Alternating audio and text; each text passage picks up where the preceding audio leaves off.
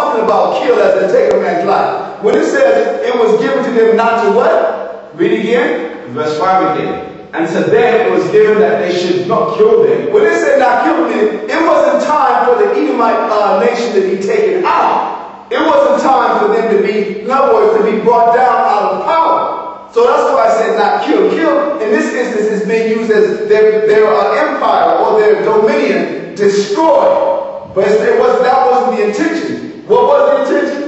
But that they should be tormented 5 months. Now I'm going to show you 5 months. Come on over to the map. It's symbolic. Oh, here it is on the map. We're going to follow the timeline once you get here. 1914. Alright? Assassination. Serbian assassin killed Archduke Ferdinand of Austria-Hungary, which fought World War I. That's 1 year, 15, 16, 17, 18. That's 4. And then I don't know if you can get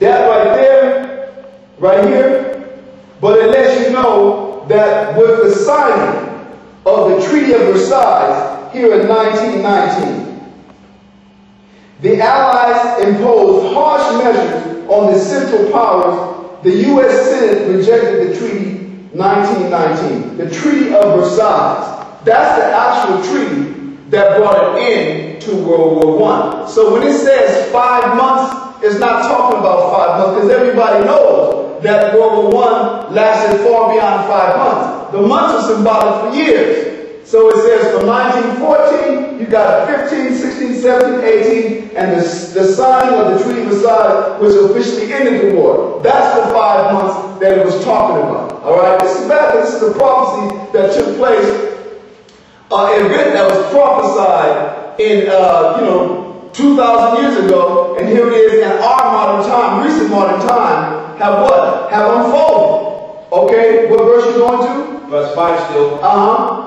And to them it was given that they should not kill them, but that they should be tormented 5 months. In other words, that was all of the killings. If you ever read and see photos, and actually you can go and see film footage now of World War II, there was some horrible things that was taking place. Imagine singing a foxhole, trench warfare, which is what was used a lot back then, and just mustard gas creeping. You know, mustard gas is a heavy gas that when released, it goes and it fills all crevices. People were dying of that type of poison. Mustard gas. Different horrific things. Go ahead. Verse 5 again. And to them it was given that they should not kill them, but that they should be tormented 5 months. Right? And their torment was as the torment of a scorpion. Now let's go back. Their torment, back to, you can take it on back to the sign, and the moment on that scorpion and that whole little, what you call it, the airplane, all right? It was as a what? And they, from the top. Yeah. To them it was given that they should not kill them, but that they should be tormented 5 months. In other words, it's talking about this type of warfare. You know what I mean? All the cities was being bombed, and all the aerial they call it dog fights. The aerial battles that was taking place. Go ahead. And their torment was as the torment of a scorpion when he's striking for man. In other words, it's talking about, you never see this. Well, I don't know, nobody in this room been shot. But in other words, like you see the little bitty sting that the scorpion got. In other words, but that's how bullets hit you. They just put little holes in you. They put little holes that do a lot of damage. And he's also talking about the actual locust with the scorpion power. That's what John saw. That's the major theme that John saw. And when you read on down, which we're going to do in this chapter, he starts showing you also the signs of World War II unfolding. He saw a vision, well, I shouldn't say he saw a vision, within the vision that he's describing, he's going to describe elements that are only indicative of World War II also. Go ahead, brother. Verse 6. And in those days shall men seek death, and shall not find it. Yeah, it's talking about from the cruel violence and the cruel nature of World War I. Go ahead. Like right now, you don't even get the sense that the war in Afghanistan. What is this? Why do people that don't even really see the seriousness of the war in Afghanistan and the seriousness of the war in Iraq? Why is that? Because it isn't, how can I put it? You know, in their own country, in their own backyard. backyard. Number one, it ain't their own country in their backyard. But at the same time, it ain't hands-on warfare either. You know what I mean? That's what I said. Most of the damage come from, you know, you be shooting so much and then when you push around, then they would charge with bayonets and be chopping and hacking at each other. That's in the scripture. The Most High said the battles, it said the battles in the old days, it says it consisted it says garments, it says the confusion of battle and garments rolled in blood. Oh, you would see people, they got their leg amputated, you know, all bandaged up, head all bandaged up. And it says, but this one that cometh, it says, shall be a fuel of fire. Well, the reason you don't see that now is because as technology advances, what happened? The seriousness and the brutality of warfare is almost hidden because you think about it. Why do you think they got all those aircraft carriers sitting in the Persian Gulf? Sitting off the shores of the Mediterranean. You know what I mean? Sitting off in the Indian Ocean. They got air bases, Diego Garcia, whole islands that are nothing more than air bases. And they sit off with their battleships and they can send, they call them cruise missiles. And they just got the coordinates, tap the coordinates in, cruise missiles go 50 miles away. You ain't like to see no blood. Most of the people don't even know what hit by the time it happened either. The ones that really be suffering are the ones who be on the outskirts of the damage. The ones who wasn't at point blank. So when it says people are going to desire death and death shall feed them, it's talking about from the vicious nature of ancient war, from the vicious nature of early warfare. I said early because ancient refers to the ancient days, but you're talking about World War I, 1870, all that. That was still somewhat a vicious nature war. Go ahead. Verse 6. And in those days shall men seek death, and shall not find it. Go ahead. And shall desire to die, and death shall flee from them. Yeah, in other words, let me say this, because it's talking about the type of injuries that they have. They came back with arms missing. You know, they got a hand grenade thrown, they got a leg blown off, got the chest all burnt to hell up, or a whole bunch of burns all over, third-degree burns all over their body, but still won't die. Go ahead. Verse 7. And the shape of the locust. Now listen to this. This is bad. Go ahead. And the shape of the locust were like unto horses prepared unto battle. Now it's describing. Now when he said like unto horses, you know there wasn't. When he said the shape, he's not talking about the airplanes or the locusts actually had the body of the shape. He's talking about they were outfitted for war. Read that again, because that's what it means. Verse 7. Let's go back down to the picture, brother. And the shape of the locust were like unto horses prepared unto battle. So now when he said the shape of the horses, let's take it over here. He's not talking about the actual shape was the shape of a horse. He's talking about how it was heavily outfitted. It had a place back here in the back where you had a person that could sit and gun from the rear. And the pilot right here he didn't have a guns up here because it would be to shut off his propeller. His gun that he operated was from up top. That's what he's talking about. They were outfitted for war. That's why he said shape for battle. Read that again and move on. Verse 6.